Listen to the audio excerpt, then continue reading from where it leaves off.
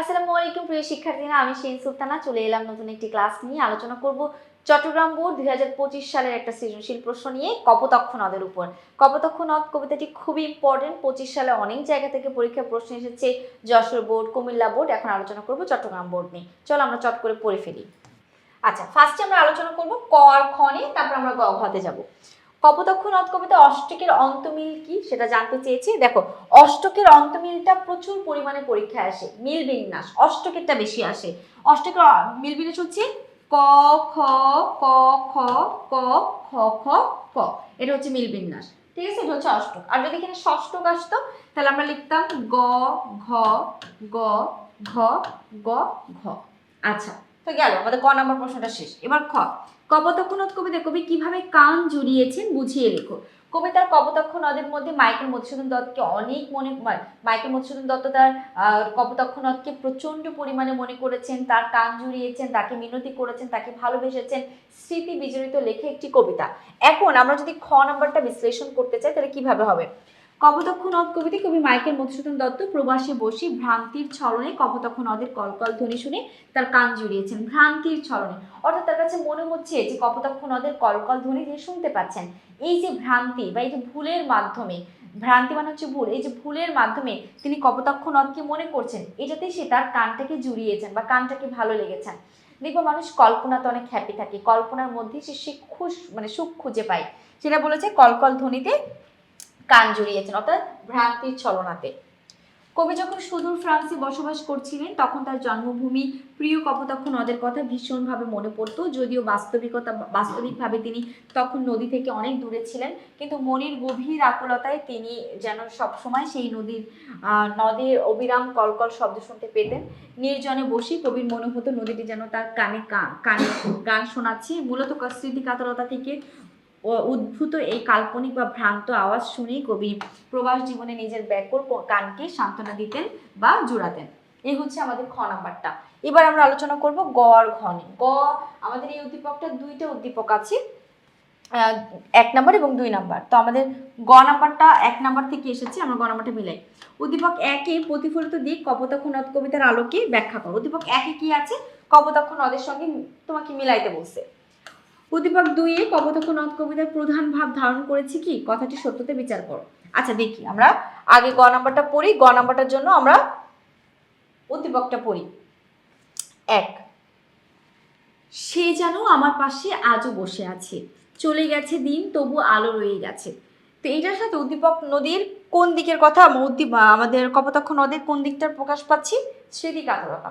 কপোতাক্ষ নদ, কবি যেমন ফ্রান্সে যখন ছিলেন তখন কপোতাক্ষ নদের কলকল ধ্বনি তিনি দূর থেকে শুনতে পাচ্ছেন, দূর থেকে তার মনে পড়ছে, দূরের স্মৃতি বিজড়িত কণ্ঠ তার হৃদয়ে আছে, সেই দূরের কথা। কিন্তু সে আর উদ্দীপকে দেখা গেছে যে এমন একটা ব্যক্তি যে তার স্মৃতির দিনগুলো তার কাছে মনে হচ্ছে সে তার পাশে এখনো বসে আছে, চলে গেছে, তারপরে দিনের মধ্যে আলো রয়ে গেছে। তো এই আমরা জিনিসটা বুঝতে পারলাম। তো যদি আমরা এখন গ নাম্বারটা আলোচনা করি তাহলে আমরা এটা কিভাবে আলোচনা করব দেখো।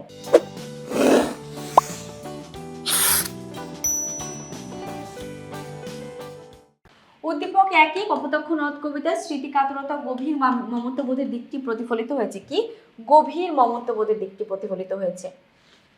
কপোতাক্ষ নদ কবিতায় কবি মাইকেল মধুসূদন দত্ত প্রবাসে থাকলেও তার হৃদয়ে জন্মভূমির স্মৃতি অম্লান হয়ে আছে। কবি বহু নদ নদী দেখলেও কপোতাক্ষ নদীর মধুর স্মৃতি ও তার কলকল ধ্বনি ভুলতে পারেননি।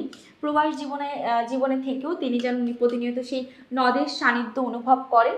স্মৃতির পাতায় কপোতাক্ষ নদের প্রতি এই যে নিবিড় টান, তা মূলত কবির দেশপ্রেমেরই একটি বহিঃপ্রকাশ। তারপর উদ্দীপক 1-এ দেখো।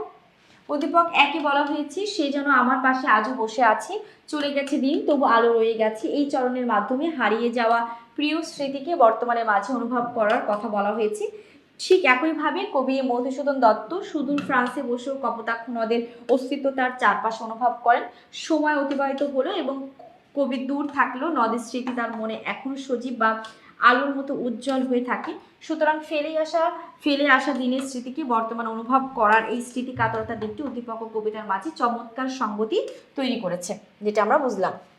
চমৎকার একটি সংগতি, অর্থাৎ উদ্দীপকের দেশপ্রেমের প্রতি যে অমরত্ব আছে, স্মৃতিকাতরতা এবং গভীর যে মমত্ববোধ সেটা কিন্তু উদ্দীপকে আছে। আমরা কপোতাক্ষ নদের মধ্যে মাইকেল মধুসূদনকে দেখেছি, তিনি ফ্রান্সে বসেও তার নদের কথা মনে করছে, যে স্মৃতি উদ্দীপকের মধ্যেও আমরা সেটাই দেখলাম যে এমন একজন কবি, তার পুরাতন স্মৃতি দেখে তার মনে হচ্ছে তার কাছে নাই, বাট তার মনে হচ্ছে সে তার পাশে বসে আছে। তাই বলা যায় যে উদ্দীপকের গ নাম্বারটা, যে 1 নম্বর উদ্দীপকটা ছিল, সেটা স্মৃতিকাতরতা এবং গভীর মমত্ববোধের দিক প্রতিফলিত হয়েছে। এবার আমরা ঘ নাম্বার আলোচনা করবো, মানে 4 নাম্বার। 4 নাম্বারটার জন্য আমরা দ্বিতীয় নাম্বার উদ্দীপকটা নিয়ে কথা বলবো। আচ্ছা, এখানে ঘ নাম্বার দেখো, উদ্দীপক 2-এ কপোতাক্ষ নদ কবিতার প্রধান ভাব ধারণ করেছে, কথাটি সত্যতা বিচার করো। আচ্ছা, প্রধান ভাবটি ধারণ করেছে, আমরা দুইটা দেখি। ভেঙে যাওয়া পাখির বাসার মতো মন, কিছু নেই তার বুকে আজও তো এখন, ডানা মেলে ফিরে কেন আসা তারই কাছে। আচ্ছা, মূল ভাব কিন্তু এখানে প্রকাশ পায়নি। আমরা এবার ঘ নাম্বারটা একটু পড়ি। দেখো, উদ্দীপক 2-এ কপোতাক্ষ নদ কবিতায় প্রধান ভাব অর্থাৎ স্মৃতিকাতরতা ও জন্মভূমির প্রতি নারীর টানকে আংশিকভাবে ধারণ করলেও কবিতার সামগ্রিক আরতি ও দেশপ্রেমের পূর্ণ চিত্র এতে ফুটে ওঠেনি। উদ্দীপকে একটা নির্দিষ্ট দিক আছে, এমন একটি কবি, সে তার পুরাতন স্মৃতিকে মনে করছেন বা জন্মভূমিকে তার মনে পড়ছে, মানে একটা নারীর টান অনুভব করছে। কিন্তু আমাদের কবিতার মধ্যে আরো বিস্তারিত আছে, স্মৃতিচারণমূলক আছে, দেশপ্রেম আছে, কপোতাক্ষ নদীর কাছে ব্যাকুলতা আছে, কবির ভ্রান্তি ছলনা আছে, মাতৃভূমিকে, কপোতাক্ষ নদকে তিনি মায়ের সঙ্গে তুলনা করেছেন, মাতৃদুগ্ধর সঙ্গে। সেই দিকগুলা প্রকাশ পেলেও, কবিতাতে প্রকাশ পেলেও, উদ্দীপকে কিন্তু মাত্র একটা দিক বা একটা দিকে প্রকাশ পেয়েছে। তাই আমরা বলতে পারি উদ্দীপকে পূর্ণ চিত্রটা আসে নাই। আচ্ছা, অনুধাবনমূলক স্তরে আমরা যদি বলি, কপোতাক্ষ নদ কবিতায় কবি মাইকেল মধুসূদন দত্তের প্রবাস জীবনের একাকিত্ব এবং তার প্রিয় নদের প্রতি তীব্র ব্যাকুলতা প্রকাশ পেয়েছে। কবি বহু নদ নদী দেখলেও কপোতাক্ষ নদের দুধির মতো জলধারার কথা ভুলতে পারছেন না। তার মনে প্রতিনিয়ত সংশয় জাগে যে তিনি আর কখনো জন্মভূমির দেখা পাবেন কিনা।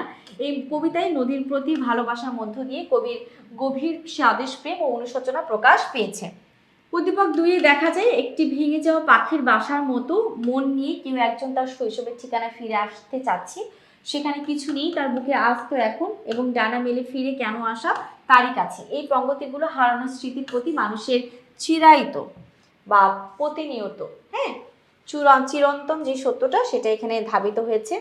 চিরায়িত আকর্ষণে পরিচয় দেয়। কপোতাক্ষ নদ কবিতাতেও কবি একইভাবে প্রবাসীর শূন্যতা থেকে মুক্তি পেতে তার শৈশবের নদের স্মৃতিতে ফিরে যান। উভয় ক্ষেত্রে ফেলে আসা দিন বা স্থানের প্রতি একটি গভীর টান পরিলক্ষিত হয়ে।